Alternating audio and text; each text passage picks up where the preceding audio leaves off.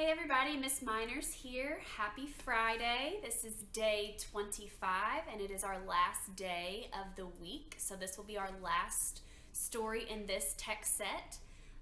Yesterday, I know I kind of gave a little recap of all of our stories that we've read this week. And our question, remember, for the week is, why is determination important? And today's story is going to introduce us to a character named Condi. And he lives in a different country, so some of the language might be a little bit different than what you're used to. And Condi is determined to make something, to create something. And this something is called a Galimoto.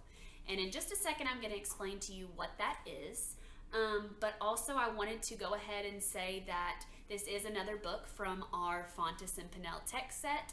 So all copyright credit goes to them. So like I said, day 25, talking about why determination is important. And today's story is called Galimoto.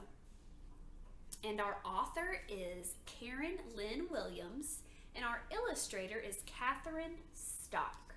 And I want you to take a nice close look at our character on the front. Like I said, his name is Condi. And Condi is wanting to build or to create a Galimoto. So he is doing something, and if you look again at the illustration, it looks like he is using some kind of material to create something.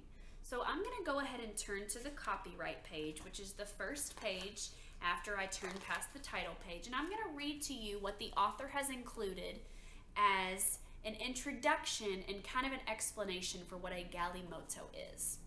It says Galimoto means car in Chichewa, which is the national language of Malawi, Africa. It is also the name for a type of push toy made by children. Old wires or sticks, corn stalks, and pieces of yam are shaped into cars, trucks, bicycles, trains, and helicopters. All of these intricate toys are known as Galimoto. So Galimoto is just another word that is used for these little types of toys that are made by children. And more specifically, they're made using things that you typically wouldn't see a toy made out of. And they're special because, like I said, they are made by children. So as I read, I want you to watch and listen for the process that Condi goes through in making this Galimoto, because as you can see, it is difficult to put this together. And I want you to think about why it might be difficult to make for a child. So today's story, Galimoto. Remember, we're thinking about determination. How is Condi showing determination? Condi opened an old shoebox and looked inside. These were his things. They belonged to him. Inside the box, there was a ball made of many old plastic bags, tightly wrapped with string. There was a knife Condi had made from a piece of tin can, and a dancing man he had made from dried corn stalks. In Condi's box, there were also some scraps of wire. He had been saving the wires for something special. Now he took them and the knife from his box.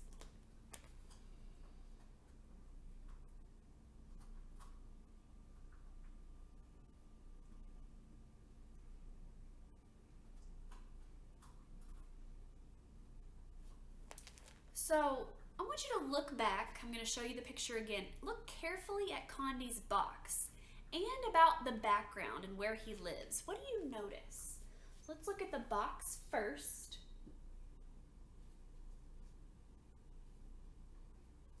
Okay, and then I'm going to pull back a little bit and look at where he lives. What do you notice?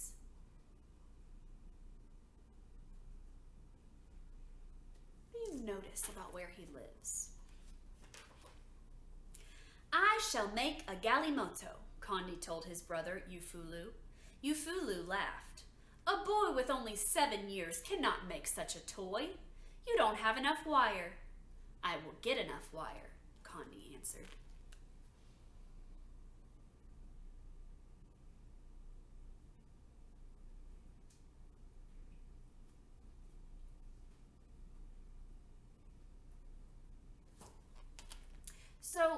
some problems that you have heard so far with Condi's plan. We know he's going to make a Galimoto, but there's some kind of problem, and his brother kind of brought that up on the last page. What problems is he facing so far? Condi took his knife and wire scraps and went to the home of his friend Gift. "I want your wires," Condi told Gift. "I'll give you my knife for them." "Why do you want the wires?" Gift asked. "I want to make a Galimoto," Condi answered. Gift ran his fingers over the tin knife. "It is a good knife. I'll cut a dancing man with it." Gift took a handful of wires from his box of things and gave them to Condi. "That's not enough wire for a Galimoto," he told his friend. "I will find enough wire," Condi said.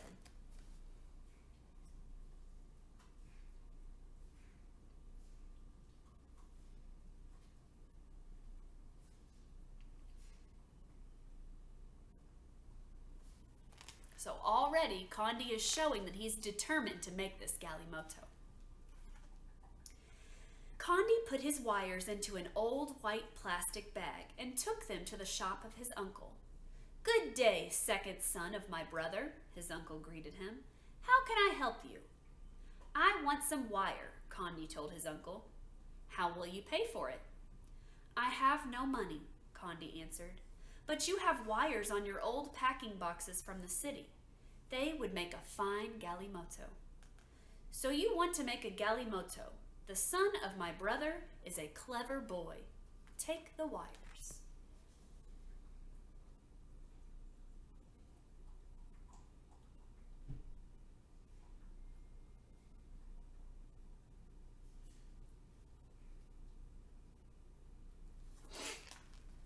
So what kind of things do you think are being sold in the family shop? I'm going to put up the illustration again. What kind of things do you see that they're selling in their shop?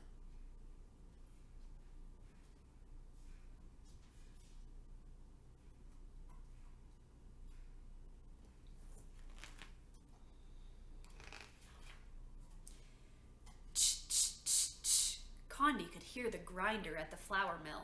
Many women with babies tied on their backs waited in the hot sun. Others arrived carrying heavy baskets of maize on their heads. Condi squeezed through the crowd.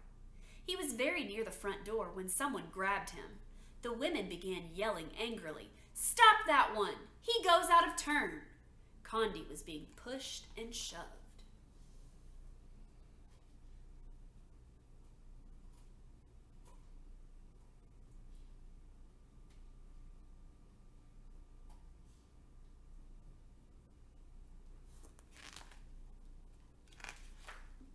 Suddenly, the mill stopped its grinding. "What is it?" the miller shouted. The women pointed at Condi. "Ah, no," Condi said. "I have no maize to grind. I only want wires for a Galimoto." He opened his bag for them to see. "Playthings! For this you keep us waiting?" The women grumbled angrily. "One cannot eat wires." An old toothless woman shook her hand at Condi. The miller shrugged. "There are some wires out back. Take those and go." In the back of the mill, there was an open door. Inside the door was a pile of old motor parts. There, Condi found some very thin wires wrapped in red and yellow and green plastic. "I can scrape the coating off," Condi thought. "These wires will hold my Galimoto together." Still, he did not have enough for a Galimoto. I want you to look very closely at the pile of motor parts on the ground. What do you notice in the pile of motor parts? What are some things that you notice?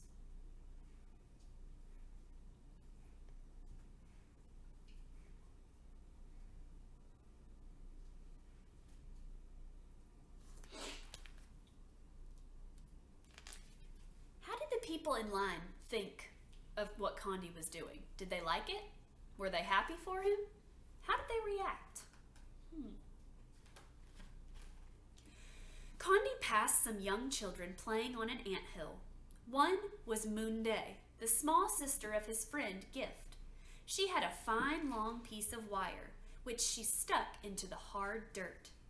"Little friend," Condi called as he came nearer, "you cannot catch an ant that way.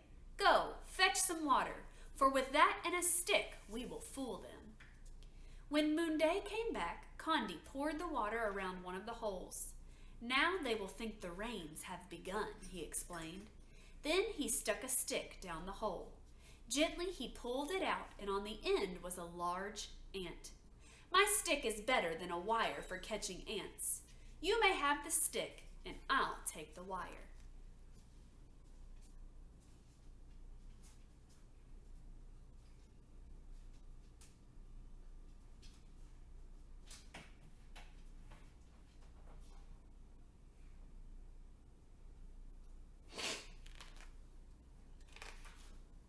Condi knew there was a trash heap behind the bicycle repair shop, but the gate was locked. Condi climbed over the fence. In the courtyard, he found some broken, bent spokes from a bicycle. He climbed back over the fence with his bag.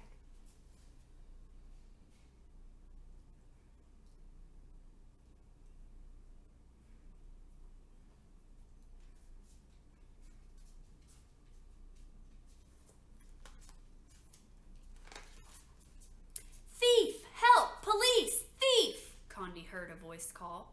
Children came running from the marketplace. Men came running from the shops. They made a circle around Condi. "Thief! Thief!" they chanted, pointing at Condi. A policeman arrived. He grabbed Condi by the shoulder. "What are you doing?" he asked. Condi showed the policeman his wires. "I want a Galimoto," he explained. "I need these wires." "Galimoto," the crowd murmured. "Galimoto." They shook their heads and went back to their business. "Take your wires and go," the policeman told Condi.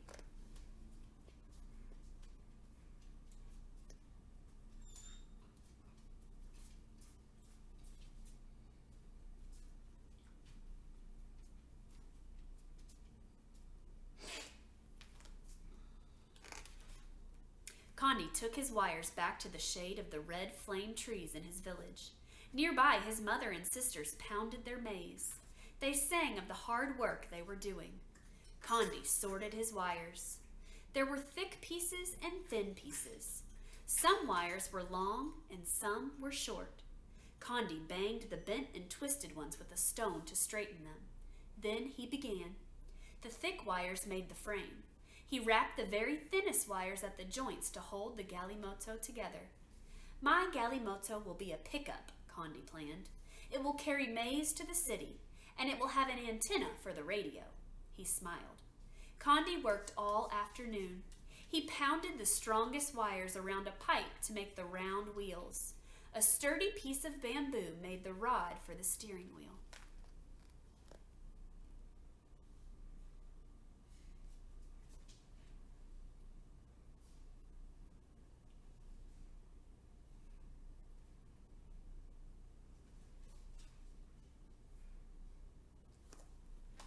So, what do you notice about the village?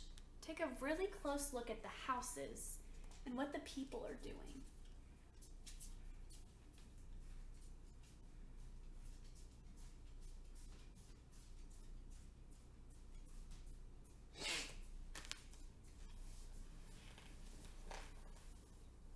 Finally, the warm, toasty smell of maize porridge cooking over the village fires told Condi it was time to go home. His brothers and sisters admired his work. "So you found enough wire," Ufulu said. "Yes," Condi agreed. He parked his Galimoto next to his box of things and ate his supper. "Let the moon be bright for us to play and sing tonight." Condi could hear his friends singing in the distance. They were calling him to play.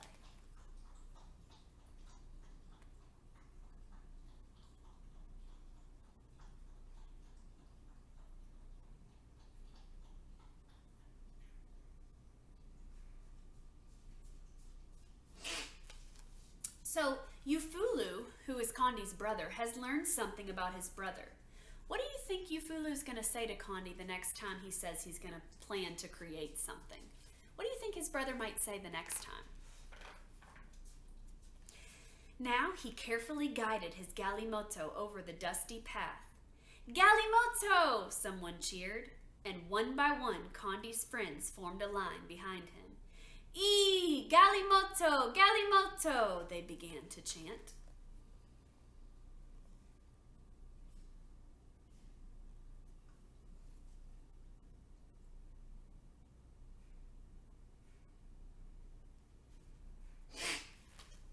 So, what they're doing looks like it must be fun. What do Condi's friends think of his Galimoto? What do you think they think about his Galimoto? And how can you tell that they think that?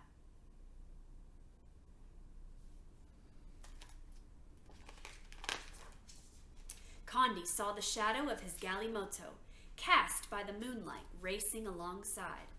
It's a fine Galimoto, he thought proudly. Perhaps tomorrow I shall make my Galimoto into an ambulance, or an airplane, or a helicopter.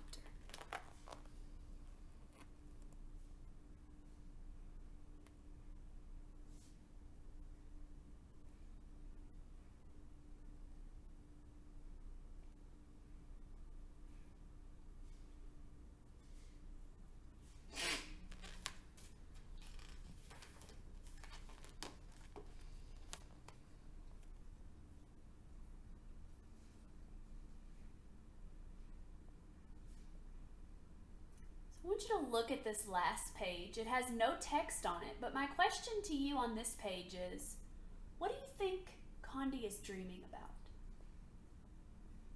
What do you think? What do you think he might be dreaming about? The end. So, like I said, this was our last book of the week, which means that we are also wrapping up our question of the week, which was, why is determination important? And as you are filling out your questions this week, I hope that you take some time to think about the word determination and about what it means in your life. Especially right now, things are kind of crazy and things aren't really the way that they're supposed to be, and school isn't the way that it's supposed to be. But how are you making sure that you're determined to learn something each day? That's my challenge to you. I want you to show whoever is at home with you and show your teachers how you can be determined to become a better you, to become a better person, a better student, a better brother, better sister, better child, better friend. I want the challenge to be that you are determined to become a better something today and every day. And I also want you to think about how that determination is going to help you to achieve that goal.